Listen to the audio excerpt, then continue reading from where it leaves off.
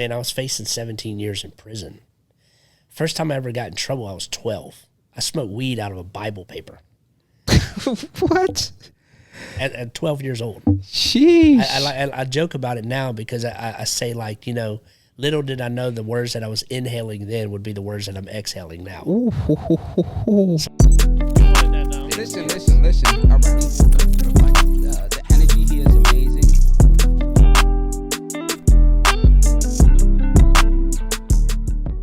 You ready?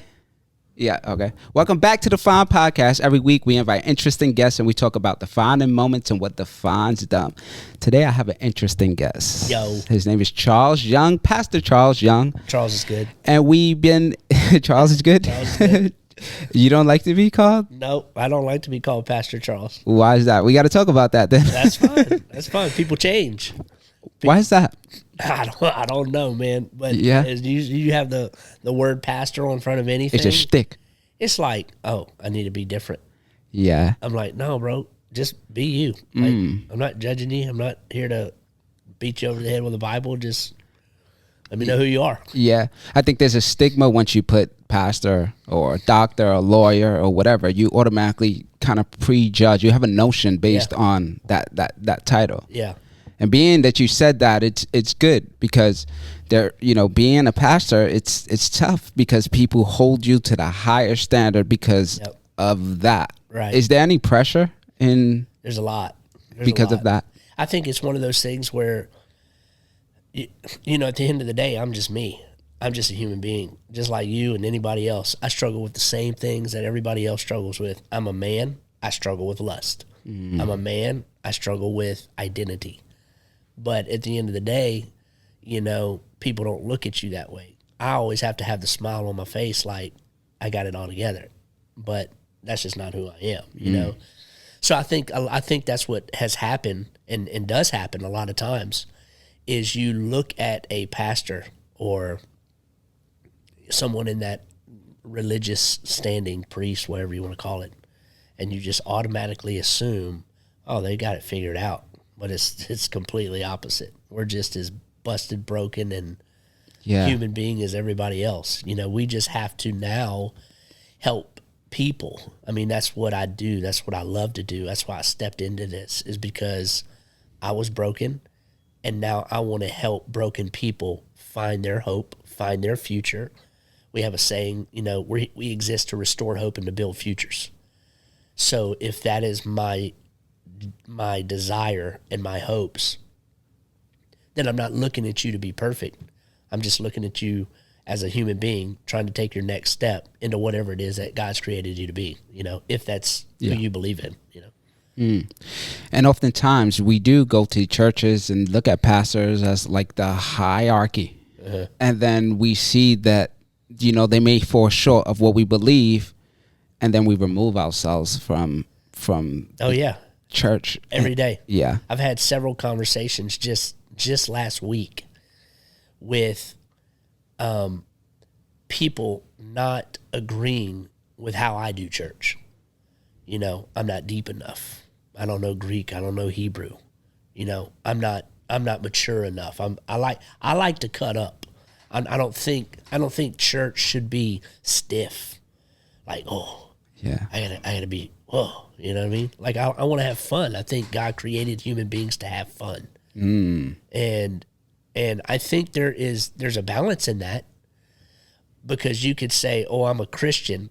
I want to have fun, so I'm going to go out to the bars and club it up. So I think there's a balance, right? So if you say you're a believer, you say you're a Christian, but you want to have fun, what is that fun? You know, so I do think that there is a balance with what is fun to an individual. You know, I mean, I don't know how far you want to go down this trail, but, you know, biblically it tells us how we should live our life, but I don't think we necessarily don't have fun, because the Bible says, well, you know, you should live this way. So the other day, you know, I kind of had this deal where people were offended because of how we ran our Father's Day service. You know, we dressed up as rednecks. We had a lawnmower race out in the front, dude. We did some games up on stage. You know, it was like Junk in the Trunk. I don't know if you remember that game. Yeah, I've heard of it. Yeah, so we have two guys up there with ping pong balls in a tissue box, shaking their junk. You know what I mean? Trying to get all the ping pong balls out of the box, and it was just it wasn't holy enough. But I'm not here to try to reach everyone, just the right man. people. I want to have fun with what I'm doing. I want to enjoy what I'm doing. I want to go the distance with what I'm doing, and I want to reach hurting, lost, broken people. That's who I am. Now that might not be the pastor or the church down the street. You know, they might think, oh, you need to come in a suit and a tie, and then that's their vibe. They're reaching a different group, you know? So no knock to that. Yeah. But I think a lot of times the reason why pastors or leaders in that capacity are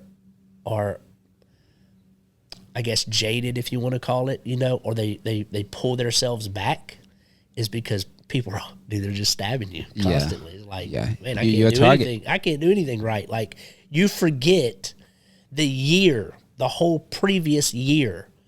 You forget that year that I walked with you through your hardest season. You forgot that when everyone turned their backs on you because you did something immoral or illegal and no one wanted to befriend you, like I was there for you. I was your shoulder to cry on. I give you things. I invite you into my house, into my world, my personal world with my kids.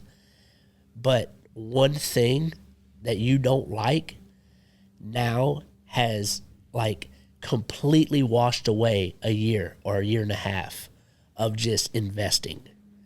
And so that's hard. Yeah. You know, that's like, why do you even continue to try? Yeah. You know, so yeah, you get a target on your back, man. People beat you up, but does that question your position? Because people often want to use you, your name, your likeness, to their ability, because they know you can maybe say the right things to help restore them, but also use them for other foundations and things you could do for the city, because you are creating a huge impact here in the city. You are doing things within 2 years that you've been. Yeah, I mean, on calendar we're 2 years.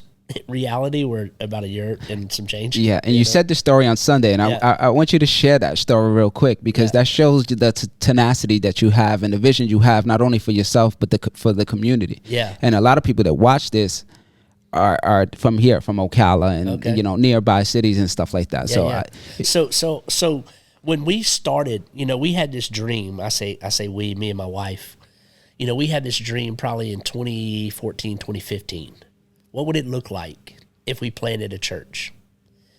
And I've always been afraid of that, because I've been in that world for so long, and I see how people treat pastors. I see how pastors go off the rails. I mean, it's both and, you know what I mean? And so I was a little afraid of doing that. Okay, man, I feel like I'm supposed to do this, but I don't really want to do it. But I kind of got to this place where I couldn't shake it anymore. It was like, man, I got to try. I want to get to the end of my life with whatever I'm doing, knowing that at least I tried. I don't want to think I wish I would have, right? So that's 2014, 2015. Well, 2019 rolls around, and we're starting to look. Okay, Tampa, St. Augustine, Clearwater, Jacksonville, Orlando. Bigger cities, bigger impact, more people, sexier, if you will, beaches, parks, whatever. You got all the good stuff. So we're looking, and bro, I'm not even lying. This is the craziest. Like, to me, how we ended up in Ocala was like nuts.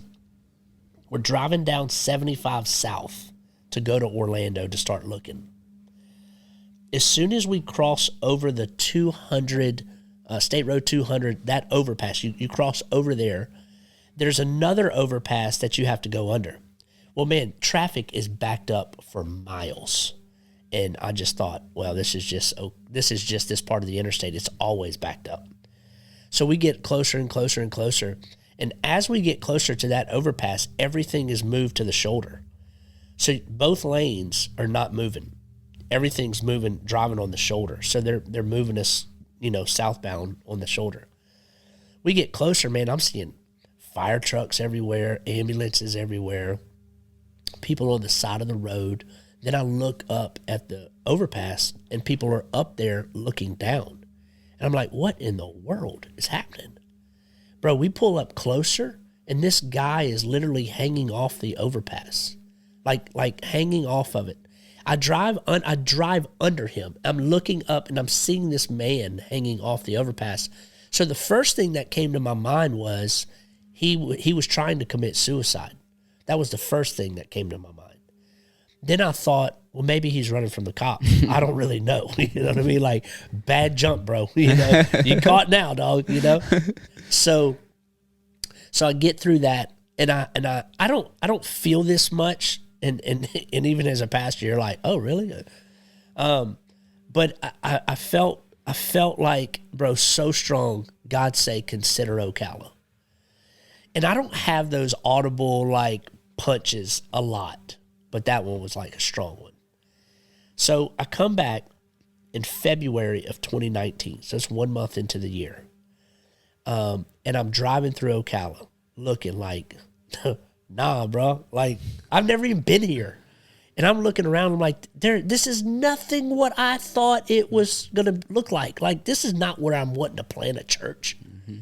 So I'm driving through Ocala, dude, and I pray that prayer that we always pray.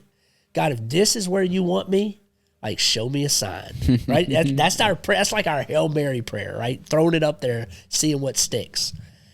And I kid you not, dude, as soon as I said, show me a sign, I look up, and there's a billboard that the mayor had started this campaign. And in that month, 1 month into the year, it said that 52 people had already overdosed on the opioids in Marion County. Now, 52 people may not seem like a lot, but that's 52 people that were just counted. There's many more that died not counted, right? And I felt God say this again. Even though this isn't a sexy city, even though there's no beaches, even though there's no parks, even though there's no hype, there's not this, wow, downtown craze, there's still people here that need to know who I am. So at that moment, I was like, oh, okay, this is where we're supposed to be. And the reason why is because, dude, I dealt with suicide. I was literally getting up from a field to go and take my life in 2010. So I dealt with that. I dealt with drug abuse, facing 17 years in prison, in and out of jails and rehabs from my teenage years into my 20s. And so when I saw those two things, I already knew what our church was going to exist for. It was to restore hope, build futures. When I saw the dude hanging off the overpass, I thought, man, he's lost all hope for life. Like, he's got no hope left. And then when I saw that billboard that the 52 people had overdosed, their futures are gone. Like, there's no future to build. They're dead. So it stuck with me so strong, bro. And then from that point, I was like, all right, we're all in, right? Okay, so that's 2019. Well, we move here not knowing the first person. So I'm like, yeah, I don't know how we're going to build a church because we don't know nobody. Mm-hmm. It's like we parachuted in this place. So I hit social media. We rented out Symmetry Coffee downtown. Rented that place out, did our first interest night to just share the vision. I thought maybe 5-10 people show up. 34 people show up first night. Just blasting social media. So we do that a few times. We start building a team. Well, January 26th of 2020, we launch Revo Church at CF. 245 people show up, 13 salvations. And I thought, like, yo, this is what's up. Let's party, let's get it. Yeah. Like, yeah, no. And so we're running strong, man. We're doing great.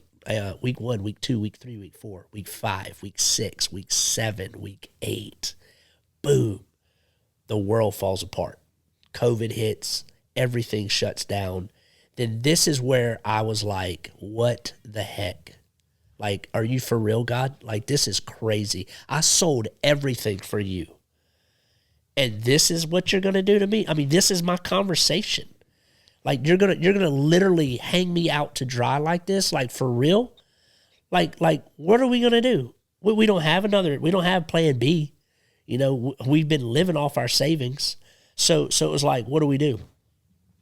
So, I'll be honest with you, I was pissed for probably about a week or two. Just like, all right, God, like, all right, whatever, dude, okay. But then I had to remember the why. Why are we here? To restore hope and build futures. And I think a lot of times people forget the why. That's why they give up.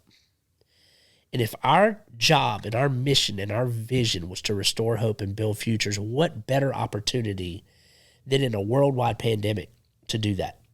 So, bro, we just hit the streets. We started loving people, serving people. We fed 25,000 families in that first year. We're 8 weeks old as a church, and we fed 25,000 families, dude. So it's like, to me, it's like, bro, the favor of God just fell on us. Fast forward, you know, we're doing that. We're homeless. Nobody let us use their facilities, nothing like that. We go back into the school after, I think, 8 months, 7 or 8 months. They let us back in the school, and I think we had 50 or 60 people. 245 to like 50 or 60. And I'm like, for real? Like, dude, we just fed 25,000 families and only 50 or 60 can show up? So we went through that whole process, though, bro, and then just stayed committed to what it was that we were supposed to do, started climbing, started building, started reaching. And then little by little, more people came. And the crazy thing about that is, bro, we weren't even looking for this, what I'm about to share with you. You know, we're in a facility now, like our permanent facility. We're not mobile. We're not portable anymore. We actually moved into a permanent facility. So a church across the street from us was a older church, older generation. What I mean, 70s. 70 was the youngest. 91 or something was the oldest. They had about 25 people. We started serving them in COVID. How can we help you? How can we serve you? Not even thinking anything. Just, hey, man, I know you got some age on you. Let us help you. And so we start serving them. That led to them doing like a we call them crews, but it's like a hangout, basically, like a small group. So they did one with my wife. The women did. They did that one. Then they did another one. Then the conversation came up of, what would it look like if we merged? What would it look like if we were able to come together? So we started talking through that process, dude. We moved across the street from the school into this facility, a permanent facility, debt-free, completely free, 6 acres, 12,000 square feet, and now we have a home. So I can think back to the conversation that I was having with God. Are you for real, bro? Like, we sold everything. But little did I know, a year down the road, dude, we got a facility that was just there. And it was like the whole time, bro, he's like orchestrating this thing. Mm-hmm. Like, are you going to be faithful with what I've called you to do? And that can be across the board, not just religion. You know, I think a lot of times, like this podcast, you know, you have a dream, you have a vision. Maybe it doesn't look exactly like you want it to, but it's that thing like, are you going to be faithful to the call, the vision, the drive to this podcast? And maybe a year down the road, bro, you're like running 1 million people through it or whatever the case may be. You know what I mean? But people give up too soon. And I think that's where we fall, bro. We're just like, it doesn't look the way I want it to look, so peace out. That goes back to people. Like I shared with you a minute ago, I loved you for a year and a half. Now it doesn't look the way you want it to look, or I touched a sensitive spot because you asked me to hold you accountable and you didn't like it, so I'm rolling. It all goes around comfort. It's like, man, we're handcuffed to comfort. And if we can't break that comfort out of our lives, I don't think we'll ever end up where if you believe this, where God wants you to be, or if you don't believe that, where you want to be. We got to break the shackles of comfort. you know? No, absolutely. Wow, that was deep. I appreciate you definitely sharing all of that, man. But there's something that happened. There's something called the defining moment. There's something that happened that gives you that strength, that tenacity, that thing to overcome adversity. What do you think that is? The last time I asked God why is when I became deaf. I just woke up one day and couldn't hear anything, and it felt like the worst experience of my life. For 2 years of my life, I kept asking the same question: why, please, please, please, please. And I didn't notice that those 2 years he was teaching me something. Yeah. Teaching me how to be humble, teaching me how to adapt, teaching me how to overcome adversity, teaching me to love myself. And when I have these conversations, don't only ask why. Right. Why not? Yeah. Because everything leads up to a story that's being written. And I believe it's already written. I believe he already wrote it. Right. It's up to us if we pick up that phone and hear that calling. Yeah. But for you, there was something, then fast forward within my story, then I got my hearing back. Right. To some degree. I hear through a hearing aid, but even when I got that, I didn't want to accept it. Yeah. Because I was so comfortable already with not hearing. Yeah, yeah. And then I would often, hear stories when I was in a deaf school, like, just be proud. Just be proud. This is who you are now. Right. But there was something inside me that didn't want to accept that. And sometimes we don't accept what we can't change and accept what we can. Right. And it makes it so difficult. And that's where people get stuck, with the comfort, with the fear, and not moving from where they want to be to where they are to where they want to be. Right. Because we all can make a change, man. Oh, for sure. We all have the strength, but it comes up from the belief, our faith, whatever you believe in. Yeah, whatever it is.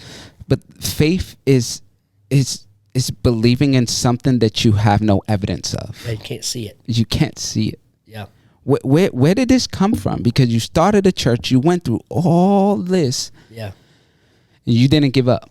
Yeah. You asked the question why, but what allowed you to not give up? What makes you different? What's in your heart and your soul? What is that calling? What do you think is that thing that maybe someone can take and use it for themselves? Because on this podcast we want to educate people too, right? We can tell them our stories, but within our stories there's some form of education there. Right. So what do you think that is? I mean, for me personally, like I told you, man, I was facing 17 years in prison. First time I ever got in trouble, I was 12. I smoked weed out of a Bible paper. What? At 12 years old. Sheesh. I joke about it now because I say, like, little did I know the words that I was inhaling then would be the words that I'm exhaling now. Ooh. So I kind of mess around with it. But that was 12. It was behind a dumpster at my school. Then that led into craziness, bro. I mean, I'm doing cocaine. I'm doing meth at 15. Then that drives me into years of depression, in and out of jails and rehabs, juvie. I mean, like, it's just like I was not the kid that your parents wanted you to hang around. But at the same time, everybody loved me. Like when I was on stuff, not good. When I was not on stuff, it was like, oh, he's just fun, he's outgoing, whatever. But I'd rob you clean. I could steal everything from you. And I think for me, to answer your question, what is inside of me that keeps me moving is that I had 3 people in my life during that time that did not give up on me. It didn't matter if I took money from them, cussed them out, ripped them up and down. They didn't give up on me. And so as I've gotten older, I got clean. Actually, when I got clean, I think I was 22 or 23 at the time. I can't remember. But at that moment, man, there was something inside of me then that I was like, oh, heck no. I've got to help people get out of the gutter. Like, I see gold in everyone. I don't look at your faults and failures. I say this at our church all the time. I don't care what you're coming in here with. Your mess, your junk, it doesn't matter to me. I don't care what you're going through. And that sounds harsh, but the reality is I care about your potential. I care about the gold that everyone else overlooks. So how do we pull that out of you? So what drives me is the fact that I didn't have people give up on me. So why do I give up on other people? And I think you can talk about that in many different areas. Okay, maybe there's podcasters on here listening right now and say, yeah, but everybody I've ever talked to has given up on me. Everybody that my mom, my dad, my sister, my aunt, my grandma, my whoever, nobody, they've all given up on me. Okay, so now the question is have you given up on yourself? Because the ultimate move as a chess game is you. Everybody and their mama can give up on you, but have you given up on yourself? And I can walk through those seasons in life. And I said earlier that I actually was about to go commit suicide in 2010. That's me giving up on myself. That's me letting the thoughts in my head play out. Oh, you're just a has-been. You're a nobody.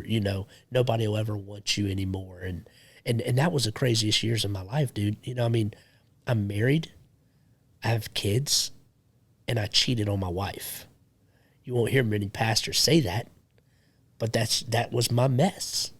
That's my struggle. That's the things that I was dealing with. I didn't have people in my life to watch my blind spots. They weren't telling me, you better be careful. Watch that. See that person? They're after you. And when I fell, it ruined me. And I let the enemy, the devil, in my mind, if you don't believe in heaven and hell and God and the devil, then that's just whatever it is in your head. I let that thought drag me to a place to where I was going to kill myself. I wrote the letter. I was headed to the Skyway Bridge at St. Pete. It's, I think, the number 2, number 3 jump bridge in the country. And I remember a message that I heard, bro, this was years ago. And it was the history of a golf ball. So I'm sitting in a field, nobody around. And I get up with a letter in hand to go and kill myself. As I'm walking through the field, I find this golf ball. I pick this golf ball up, and I remember this message. And maybe this will save somebody's life, because I still have the golf ball. The history of a golf ball, it actually was a smooth ball. So when golf started, it was just a smooth ball. And so as it would hit a tree, it would create these divots in the ball. And they realized that the more divots that were in there, the further the ball would go. So then they thought through the process. Okay, we're gonna make divots and like little things in the ball to make it more aerodynamic. And so I hear this message, and this is a really long message, kind of shortened. And I'm like, oh, okay, cool. I'll save that for a rainy day, right? I get up. I'm in the middle of the field, bro. There's no one around us. Nothing around. Like, why would I stumble across a golf ball? I pick up the golf ball. It's dirty. It's filthy. And, dude, I heard it clear as day. Just like this golf ball. I'm going to clean you up and make you pure and white again, and I'll take you further than you've ever been before. And that moment, for me, that saved my life. And I kept that golf ball. It's sitting in my dresser. So what is the drive? The drive is no one gave up on me. But even though I was walking out to kill myself, I didn't give up on myself. I listened to things that people invested into me years prior. And I think every single person across the board, it doesn't matter if you're a church person or non-church person, across the board, every single person has had some positive message instilled in their life. It might not come from home, but it might have been a teacher.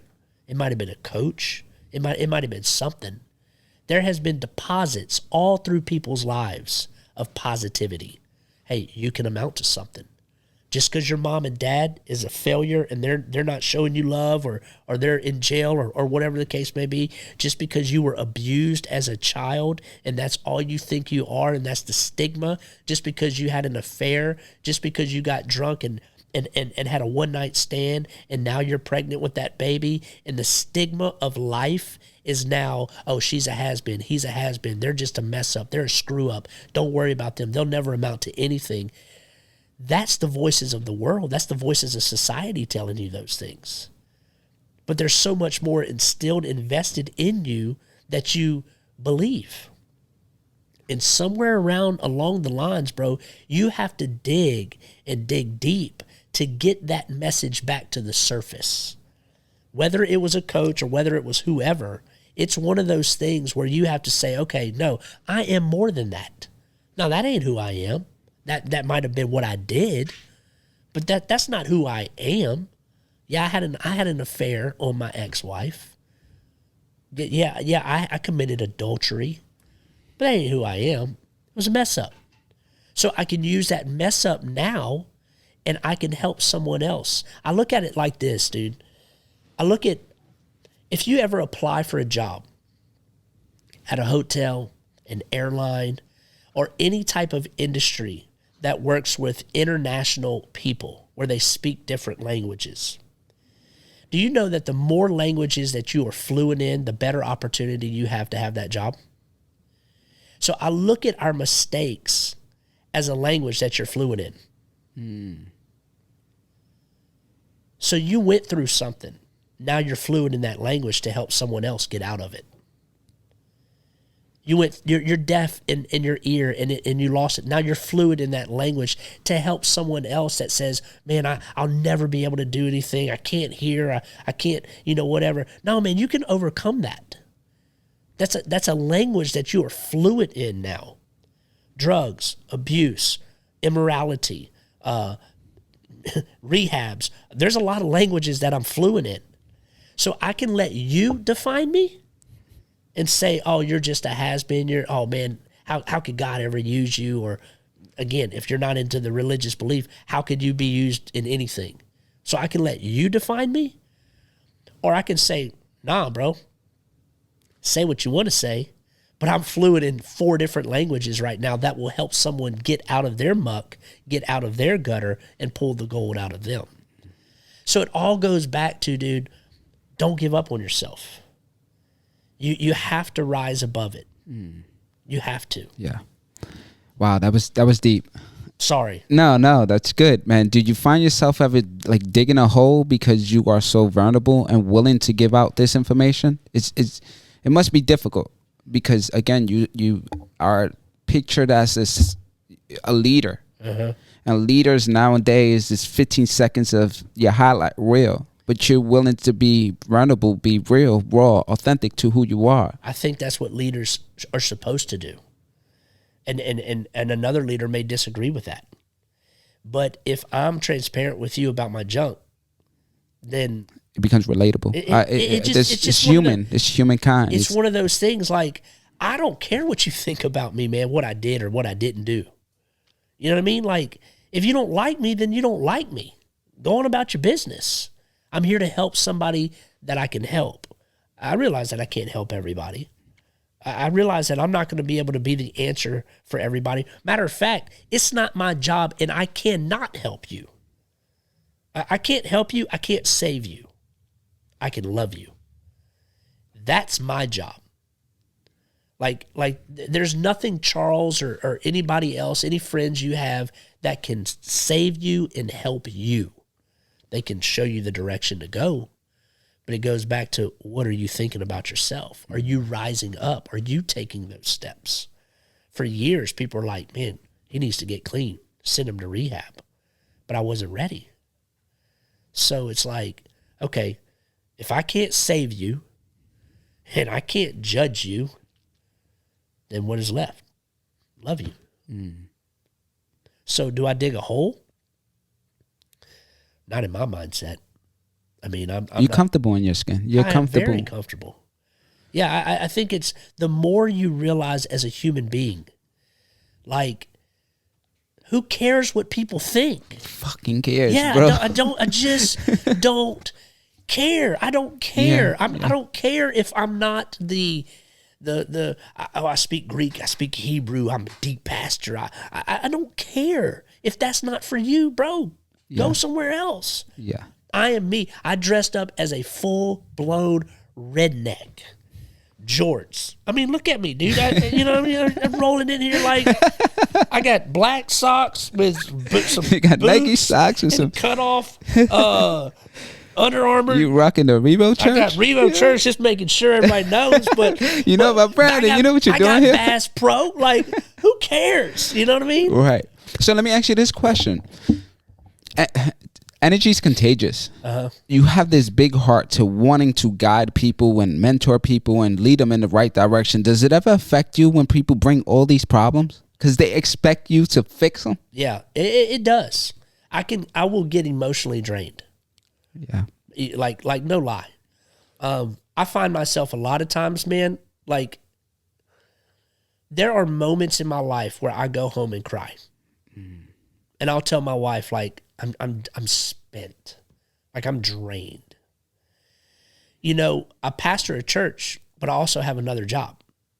That other job consists of going to 8 companies here in Ocala, working with employees. One of the companies is over 300 employees.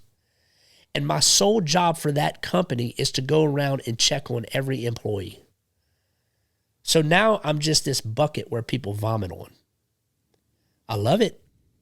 I wouldn't trade it for the world. But it's receive, it's take, it's emotionally draining. It drains you. And that's why is that part of the church what you speaking about?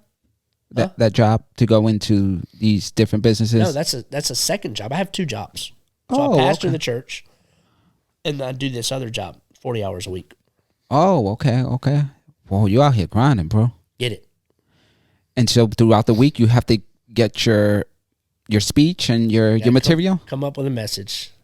Organize do meetings, leadership meetings, organize the church, make sure it's flowing and going. Full-time dad, full-time husband. Full-time husband.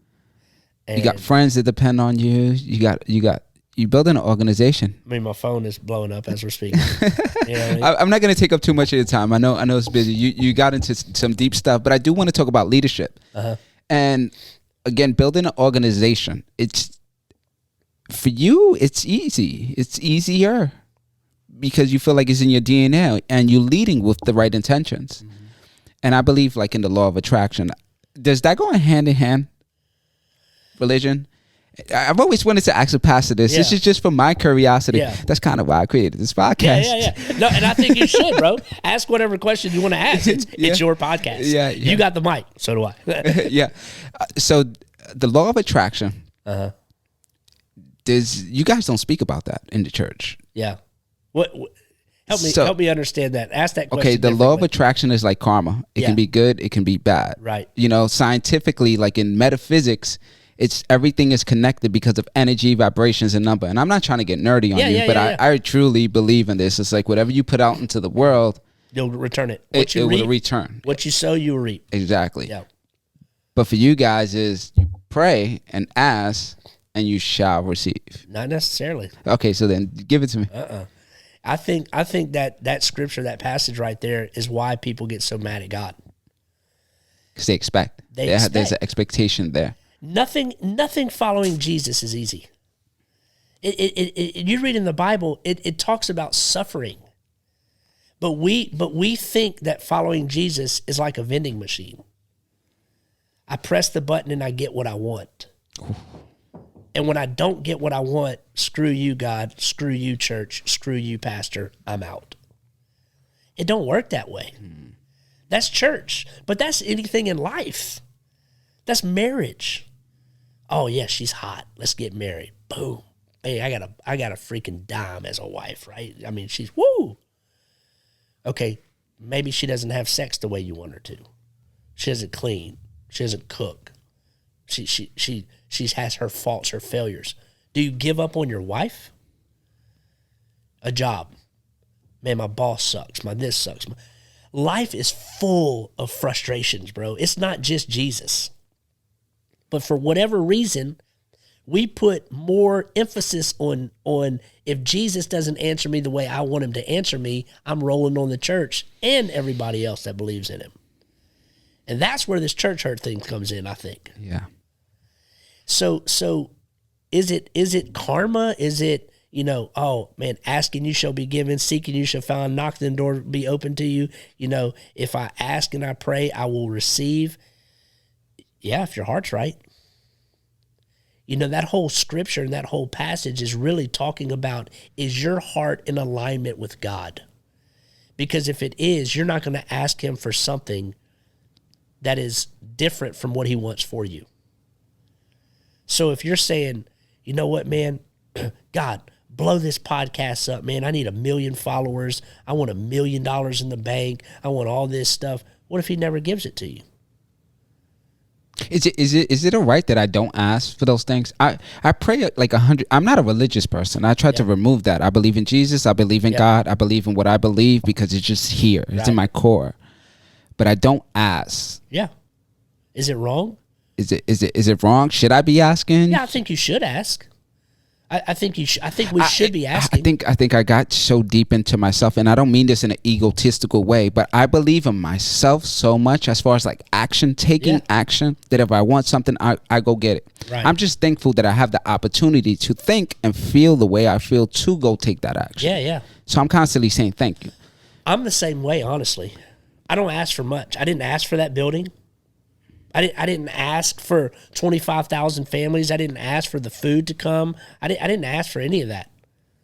My whole philosophy in life is, if you have a peace, step into it. If you start walking in what you feel like God has called you and created you to do, and there's a peace on you, walk it out. And if he shuts the door, he shuts the door. If he don't, keep walking. So I'm not a big asker either. Yeah. I don't think that's wrong, but I think we should ask, because he wants that conversation. Yeah. Well, I'm gonna finish with the church. Yeah. Then we're not gonna speak about that no more. Why church? Why didn't you become a life coach? Why didn't you become a counselor or consultant or? Yeah, I don't know. Made more money, I guess, but why church? To me, man, you sound more of a coach. Yeah, I don't know. You sound like a coach, like someone who wants to help people take action, get out of your sorrows and depression and whatever you have going on, and get you to move. Right. That's what you do. You just lead them to the church. Yeah, and I think that's a pastor, that's a coach, that's anything. If you think of it this way, a shepherd, what is a shepherd? A shepherd goes from field to field, moving the flock. Basically saying, hey, there's a better field over here for you. Y'all have eaten all of this grass. There's no more food. Let's move over here. But I read this book. It's called The Way of the Shepherd. I read this book a few years ago. And a shepherd has a staff.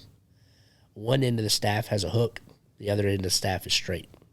It's used for two things: to direct the sheep and to beat off the animals that are trying to attack the sheep. Wolf, whatever the case may be. So, I don't know. For me, why the church? Because the church is what saved me. And Jesus saved me. I'm not saying it that way, but it was the church. It was a pastor that looked past all my flaws. I rolled up in the church. The first time I ever went to a church, I had blue hair with white tips, camouflage shorts, and a white T-shirt with some old school shell top Adidas shoes. Rolled in that mug. Everybody had a suit and tie. And I thought to myself, surely I'm the outcast. Yeah. But dude, they're like, hey man, we're so glad to see you. Thank you so much. How can we serve you? How can we help you? And I thought, not what I was expecting. So Jesus saved me. The church embraced me. Mm-hmm. That's a good slogan for a T-shirt. Yeah, I might have remix it. Yeah. Yeah, I might have to throw it out. But hey, not everybody loves the church, so I don't know. Yeah, it's difficult for me to understand it. There's so much going on. And I know a lot of people feel how I feel. Why do y'all feel that way? Leadership. I think we grow an emotional attachment to the church, the lights, the music, the leaderships, the people there, and then when they wrong us because of the standard we keep them at, it's like, oh, I no longer want to be a part of that. You're not who you said you are. Right. This is not what I signed up for. So we completely remove ourselves, and we think we can just have a relationship going up. Why do I have to go to the church? Yeah, that's a question I've always wanted to ask. Why do I have to go to the church? Right. Am I not Christian if I don't go to the church? No, I mean, I don't. Yeah, I mean, I'd say you're a Christian. You don't have to go to the building. Yeah. But there's something about when you have a community of believers alike together. It sharpens you. It fuels you. It ignites you to go on about your week. So the church is designed for those to come together and worship and praise and sharpen one another, high five, encourage, cry. Like it's designed to be a net for those to come in, love on one another, have one unity praising God, and then you go out what the Bible says, go out into all the world and create disciples, which is what I think you're doing right here on the podcast. But there is something special about when you come together, and worship God together. There's something special about that. And I think, a lot of people say, I mean, even this, like the generations coming up now. Yeah, man, I can just be a Christian, not go to church. Is that right? Yeah, technically you're right. You don't have to go to church to be saved. You don't have to go to church to go to heaven. But I think you're missing out on so much. Like so much. It's an ingredient that makes this thing called life so much better. That's my thought. Yeah. But then it's the PTSD of reliving that moment that made us feel a certain way that doesn't allow us to go back to the church. I know because I speak from experience. Yeah. So let me. But I've went to your church Sunday and I'm amazed. But the PTSD is like, if I get an emotional attachment to the people here, and I see some bullshit, it's gonna mess up my relationship because then I'll start asking the wrong questions. And right now, I don't think they're wrong questions. No, I'm saying for me and God, for my relationship with God, I'll start asking the wrong questions. Like, is this real? Do you really want me here? Am I supposed to be here? And I think instead of just, for me, and this is no disrespect, just cut the middleman off and go straight to God. Yeah, but I even think that those conversations, God wants those conversations. He knows what you're thinking. That is one of my pet peeves in Christianity. Is people don't want to pray hard prayers. Bro, I was cussing God out. I was. Like I was. Yeah, I love how you say that. It's not normal for. But that's the thing, dude. Yeah. Prayer is not. It's not a rehearsed, recited message. It is a conversation. You go into certain churches and you feel that way. Yeah, you do. But there's a whole book in the Bible called Lamentations. They're lamenting to God. They're frustrated. And that's where we as believers, bro, we have been. I feel like. I know he wants to jump in this so bad. He used to be a pastor. Oh, really? Yeah. But there's certain things about it, bro. Like authenticity is who God created you to be. He knows what you're thinking. Yeah. So go back to the statement that you made. PTSD. They wronged me. Whether it's the pastor or whether it's the flock, whoever, I don't know, somebody there. I would say then in that case, then you need to go and live in a closet. People are going to bash you on podcasts, comments. People are not going to like what you're saying and doing. They're not going to like what you're leading. There's going to be people that come through this building and they're going to have something negative to say about it. I'm not building a church. I'm just saying, I can't. But here's my point. Yeah. Anything you do in life, people are going to wrong you. You will have PTSD. Are you married, girlfriend? No. Do you want one? Yeah. Have you had one before? Of course, I have a child. Okay. Yeah. Has that been bad? Any relationships? Yeah, absolutely. Yeah, everybody goes through it. But you want another relationship. Why? That's what I want. That's part of life. It's to reproduce and yeah. But my point is, I see where you're coming from. PTSD there. You're always gonna go through some shit. Let me put it in my words. You're always gonna go through some shit. Exactly. Right? That shouldn't limit you from not continuing to pursue XYZ. That's correct. You're not there for brick and mortar. You're not there for Pastor Charles. Yeah. You're not there for whatever he did, Pastor such and such. You're there to worship God in community. Guess what? You're with people, and people suck. They're broken, bro. I don't care. I don't care how polished you want to put that. Yeah. Everyone somewhere deep down inside is gonna say something or do something to offend you. Yeah. I don't get offended.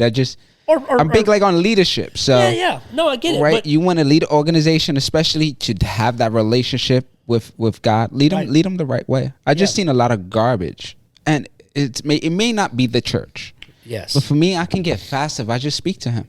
So I've always had this idea, even younger, when I was forced to go to church, but I didn't know what it was. It's like, why do I have to do this? If I believe, why can't I just have these conversations? Why can't I do it on Zoom? Yeah, you can. You can. You see what I'm saying? But it's and that would be a different conversation, and that would be viewed differently if you said, you know what, man, I just enjoy and I receive better by doing it through Zoom or watching online or having my own conversation with God versus I have PTSD. And I don't want to go to a church building because someone offended me. That's like having food poisoning and never eating food again. Yeah, absolutely. You know what I mean? So I think how our minds are... I was speaking in general, by the way. I wasn't saying that personally. It's just things were so close to home. Yeah. And again, growing up, I was kind of forced to go into church and stuff like that. And I've always questioned that. There's a lot of questions that I have. And again, I don't want to make this about religion and stuff like that. But even within myself, I have questions about myself. And I think that I have to do some soul searching, get a coach, hang out with a pastor like you so you can make me realize it. And this is what's so great about storytelling is that you take people's experiences and you can apply them to yourself. You can learn. If it wasn't for that message about the golf ball, you may not be here. I'd be dead. Yep. That's the power of storytelling. And you're phenomenal at doing that. Hearing you speak Sunday, you said something about working out. Yeah. The same exact thing. I told him, the same exact thing happened to me. I'm like, wow. No way. Same exact thing. I have a bad shoulder, so I was just warming up, and it just gave up. And I waited for about 2 minutes, and a girl came and just... Yeah. I was like, I'm out of here. Yeah. But you also spoke about Jesus and Lazarus. That was his name? Yeah, Lazarus. And I asked him about that after hearing you, and he gave me a different... It's kind of in the same line, but a different perspective. The way you articulate that.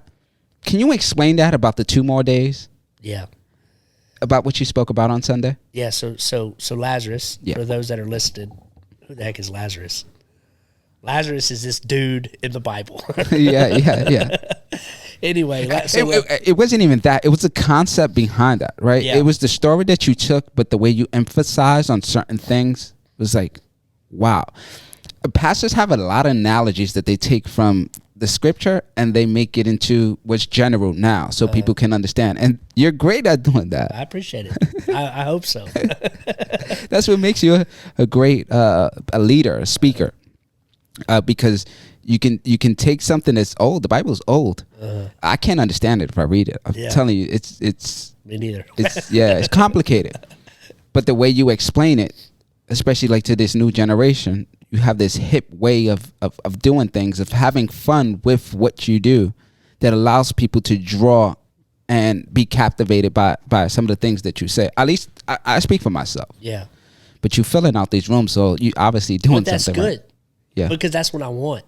I mean, that goes back to the why not, the drive. It goes back to the mission of what I feel like God has created and called me to do.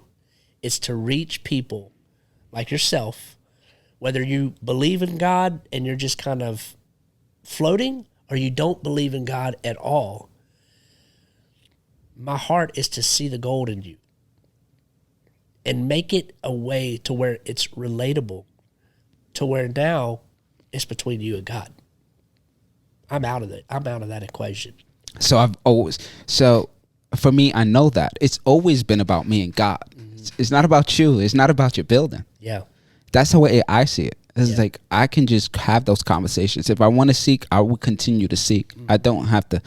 And we can constantly go back and forth. I mean, you could beat me in the head with a Bible and tell me to go to church. Listen, do I think that going to a church building is the of course the you're gonna only say way? that, but you're a pastor, so you're gonna say it's better to come to a church because obviously you would be more committed if you have like-minded people around you. You can say the same thing about entrepreneurship. Yeah, but it's not even that you have like-minded people around you. It's even to the point to where when you are so broken, you don't even know how to pray. You don't know how to lift your hands. You don't even know how to get out of the freaking bed that day. And you have a group of individuals that are full of life, full of joy, and they know where you are because they came out of it. Now, they can lift your hands when you can't. They can encourage you. They can speak something into your life that will give you the grace for the day, that will give you the fuel to continue, that will give you they will give you the golf ball to succeed. So it's not. It's not. You can find that anywhere. You're right. You can find that anywhere. You can find it anywhere. We have a group. It's the same thing. We want to uplift people and motivate people and push people in the right direction. Right. You just do it towards that, heaven, which is great. Jesus. I'm not taking away from that. It's just. I think everybody to each his own. Yeah, absolutely. And I love that we can have this conversation because a lot of pastors don't want to have these conversations. Yeah. It's difficult. And it's difficult because a lot of times they allow it to frustrate them and they feel offended by it. Because they make it about them. I think and that's what I've seen with pastors is an ego trip. And again, I don't want to. This is why I don't speak about sex, politics, and religion because it Bro, takes we talked about all of them. So you failed. You came with the shebang today. Yeah, bro. Like, you invite me on, I'm gonna bring it. Whatever.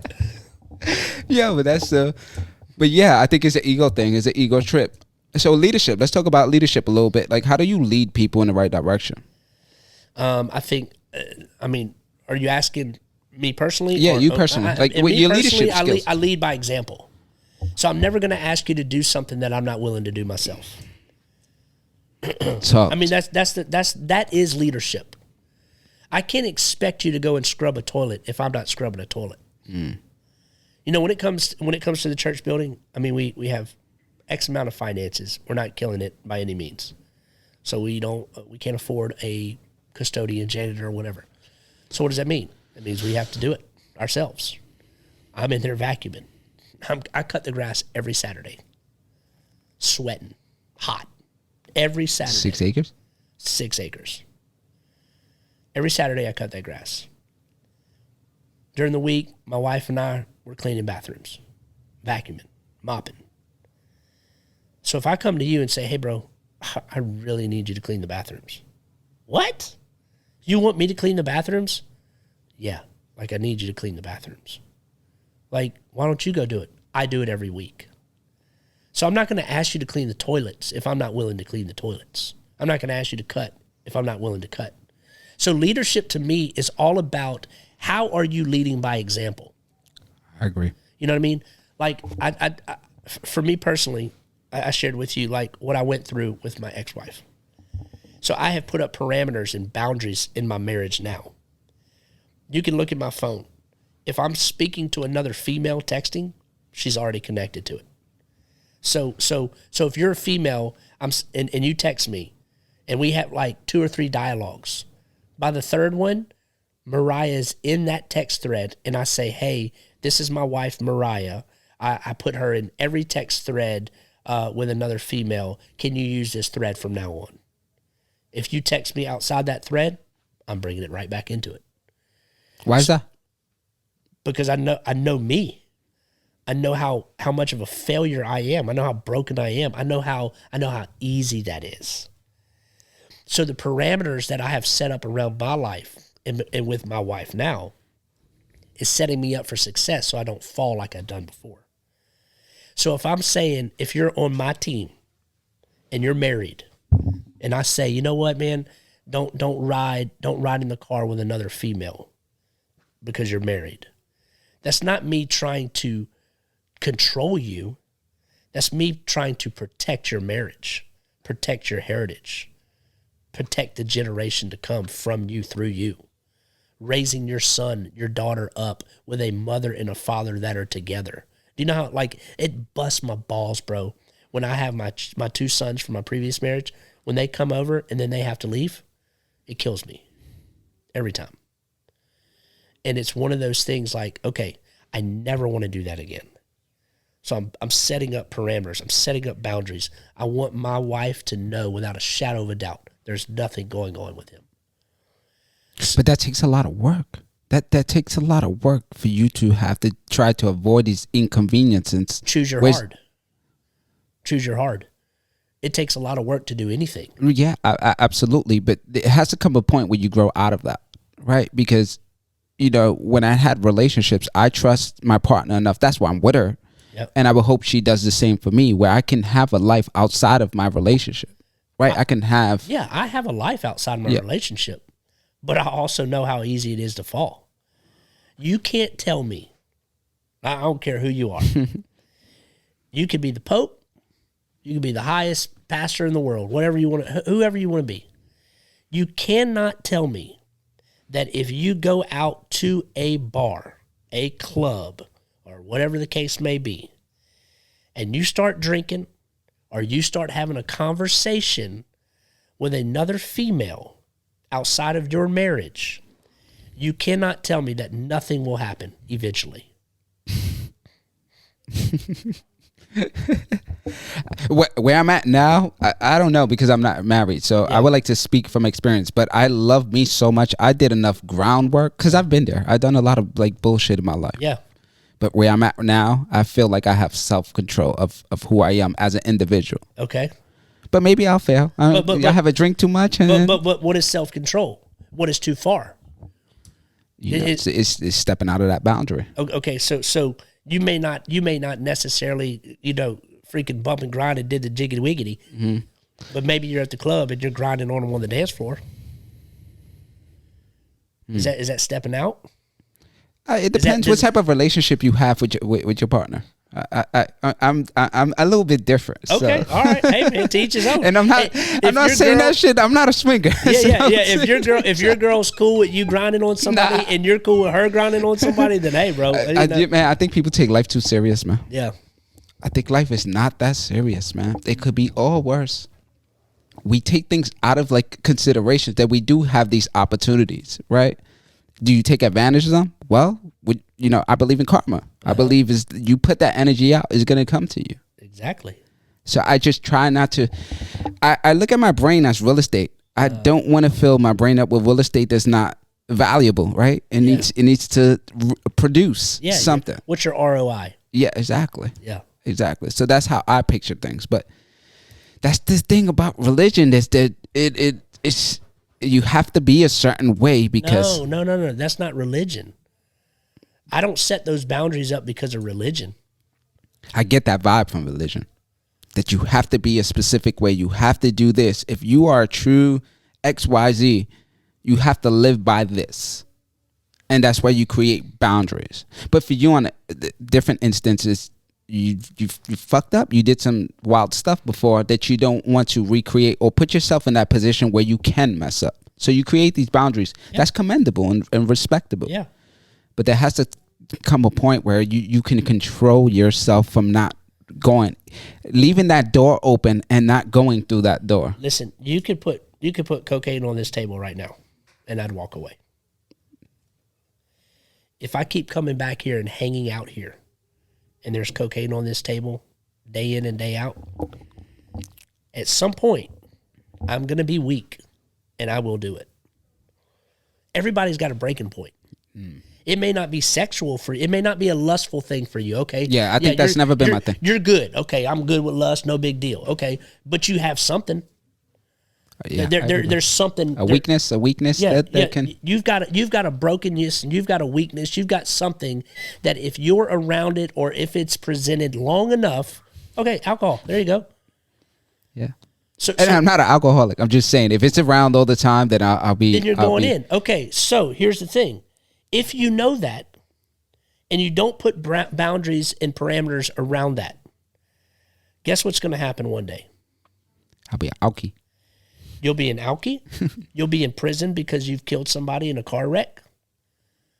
Or you'll be paralyzed. Or you'll die. Or you'll go to jail. Everybody's got something. For me, it's a lustful thing. So I have to protect myself from that. Mm. For you, it's alcohol. For me, it's drugs. You know what I mean? I have many languages. Like I said, there are many fluent languages I can speak. Were you always like this? Were you always open to the idea of sharing some of the most vulnerable and sensitive? No. I always hid it because I wanted you to view me as perfect. When did that change? When did you transition to 2010? When I lost everything. Family, home, job, lost everything. I thought to myself, if I can't be vulnerable and transparent with people, how will anybody ever help me? How will people know? And so that point in my life was a changing point in my life. I said, you know what? Screw it. I don't care what you think about me anymore because my life matters. If I'm wanting to go kill myself, I need you to freaking stop me. You know what I mean? Like I just didn't care anymore. And that has now grown. I'm 42 years old. I was 30 at the time. I think the older I get, the more I'm just like, yeah, if you don't like it, no big deal. You know, there's something else down the road for you. So. That's deep. He went deep. You talked a little bit about your life prior to church. Mm-hmm. You know, some of the adversity you had to face. What was your family like? I grew up with a great family. My family was political. I grew up in a political family. My mom was with the Attorney General. My dad was with the governor of Louisiana. How the hell that you came out so screwed up? I don't know. I really don't. I mean, I had parents that loved me. I didn't come from a broken home. I was never abused. For me, I love adrenaline. I love action. I love to push the envelope. I wanted to see how far could I go before I got caught. I love the excitement of life. How do you get that dose of dopamine? Because that's what it is. Yeah. Jump out of an airplane, go. You went skydiving? No, but I want to. Yeah. You know, but I mean, like, I go hunting out of a helicopter. I fly in a helicopter and shoot things on the ground.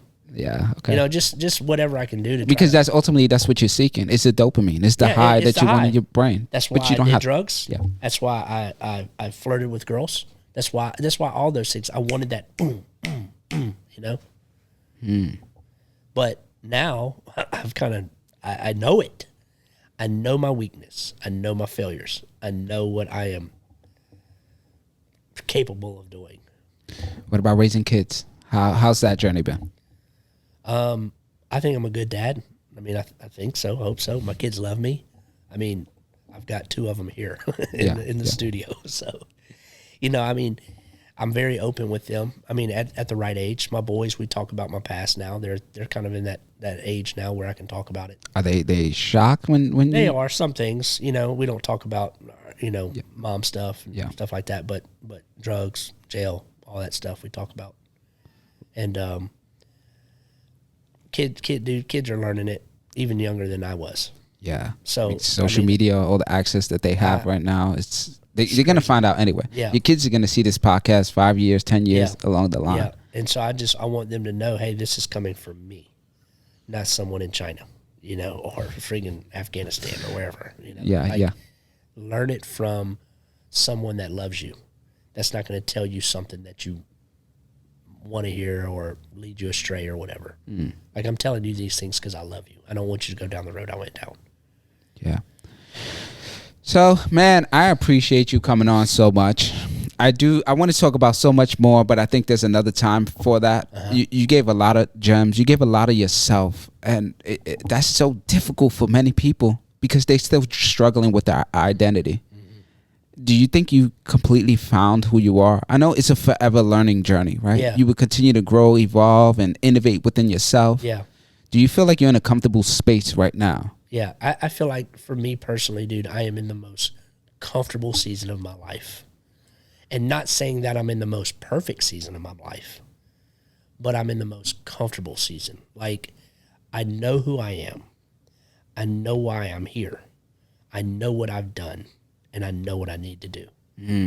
How can before we head out, let's give some value. How can people find that? Because people go a whole lifetime, not figuring that out. I think they have to ask the question.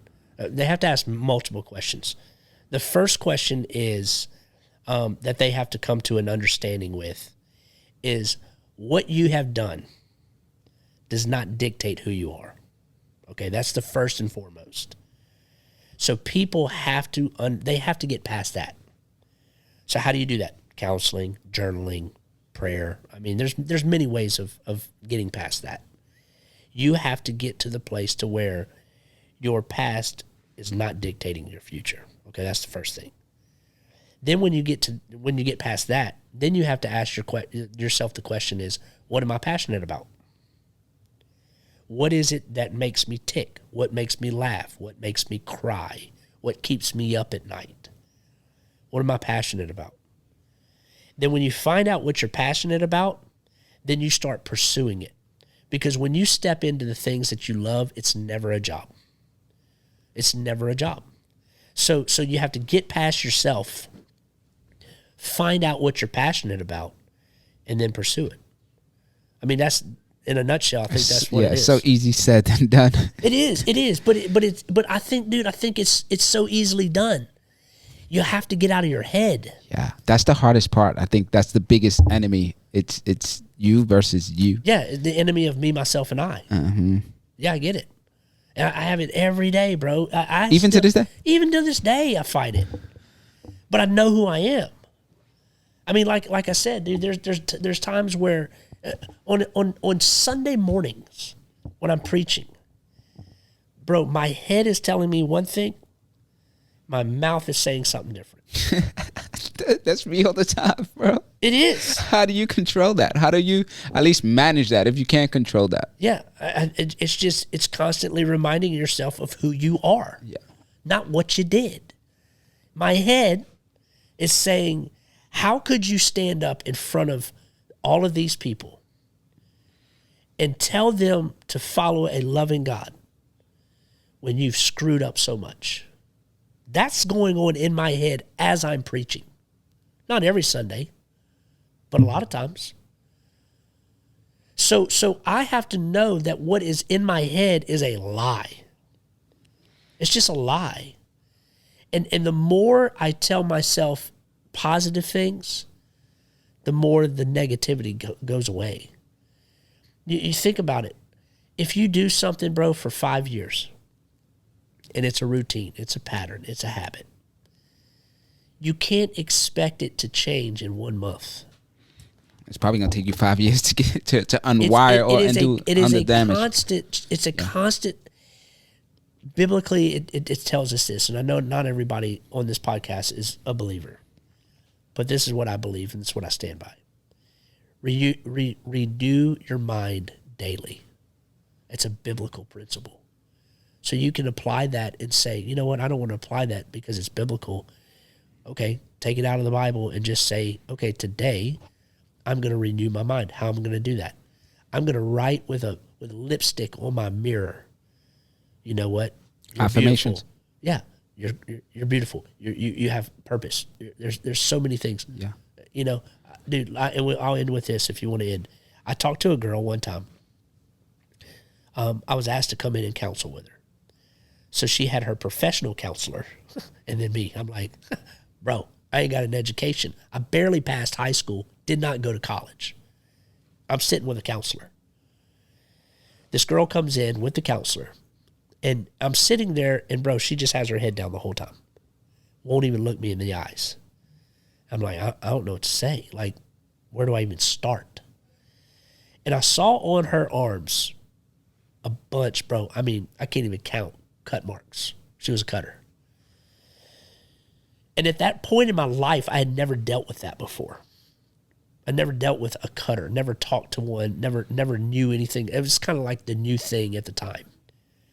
And bro, just cuts, all on her legs, her arms, all over the place. And I was like, man, I don't know what to say. And without saying anything, I said this. I said, hey, look at me.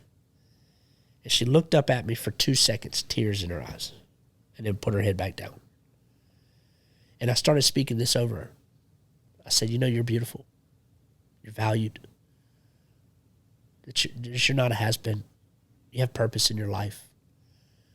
And bro, when I was speaking that over her, I'm not lying, bro. I got goosebumps on me so much.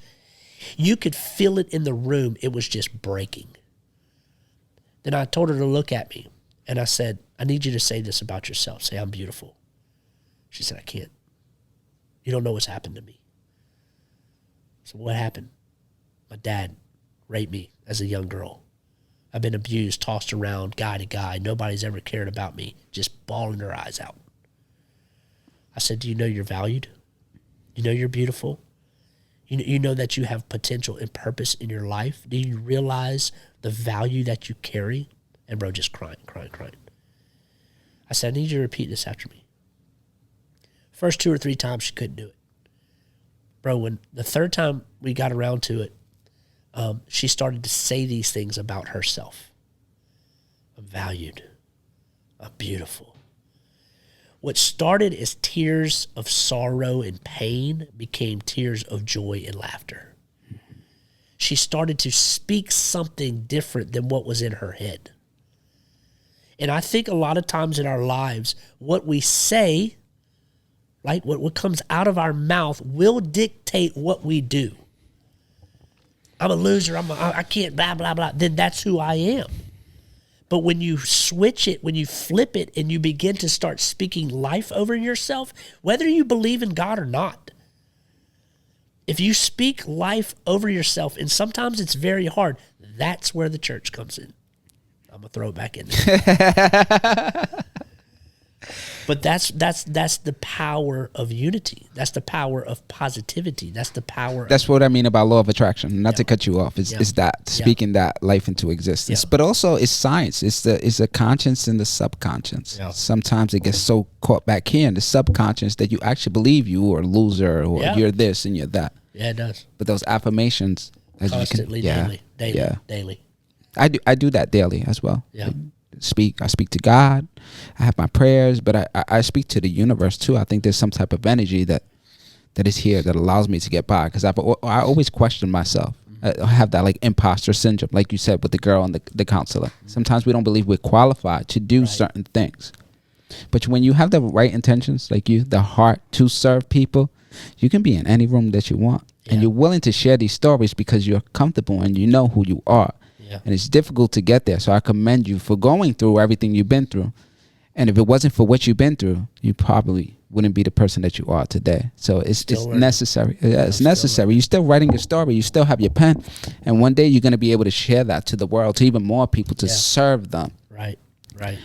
And I commend you, brother. Is there anything you want to say before we head out? I appreciate you, man. I appreciate you. I don't think this is going to be our last time speaking. I feel more open to having conversations with you and maybe have a friendship relationship going on. Yeah. I can learn a lot from you, man. I can learn a lot from you, dude. Yeah, likewise. So look at the camera, and where can people find you? Social media. Yeah. Charles Young. You want to give your phone number? No. Just kidding. I ain't give him my phone number unless you want to talk to my wife. No, social media, Charles Young. You can find me at, Revo Church. Come on, man. Pastor. Yeah. I pastor and have the best team in this county. I'd love to invite you out Sundays, 10 o'clock. Talk your talk, boss. Come on, it's popping, bro. What should they expect from some of the projects you have, but also Revo? We want to give this time. This is your platform to share whatever you have. I think the biggest thing for us is, man, we just want to continue to serve the city. Last weekend we were at Forest High School. We have backpack outreach coming up. We have a next gen thing coming up. So we're always looking for opportunities to serve the city. So, whenever you can follow us at Revo Church FL on social media. Anytime you see a serve project, man, we'd love to have you out. Whether you believe in God or not, this is just about serving others, loving others, meeting them where they are, and let God be God. I'm not trying to force anything, do anything. It's just we're loving you, and the rest is up to you. I love that. Again, thanks, Charles Young. You the man. And there you have it. If you guys are new here, make sure you like, subscribe. If you have any questions or, you want to chime in on the conversation, just leave it in the chat. You can follow us also on Instagram, TikTok, Deafine_podcast. We out of here. Peace.